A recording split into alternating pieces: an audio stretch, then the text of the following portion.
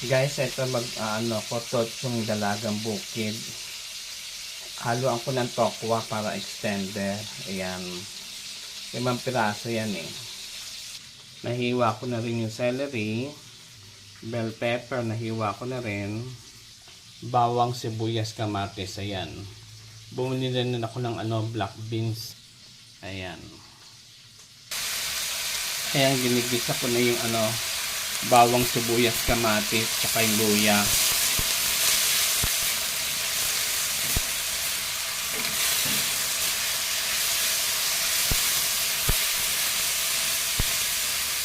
Ayan, muna natin maluto ng gusto yung kamatis.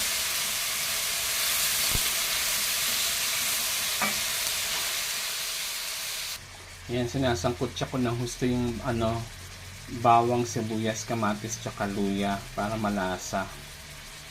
Hinalo ko na yung black beans or tausi ang tawag dito sa Tagalog eh.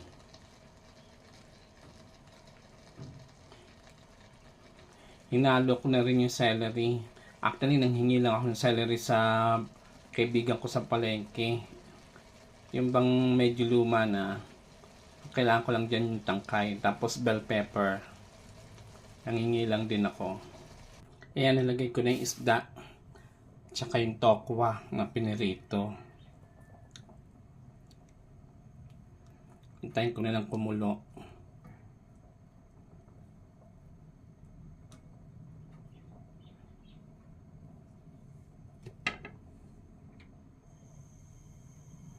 So yun lang guys. Ito luto na halos tong aking ulam. Totsong dalagang bukid. Enjoy your lunch. God bless you all.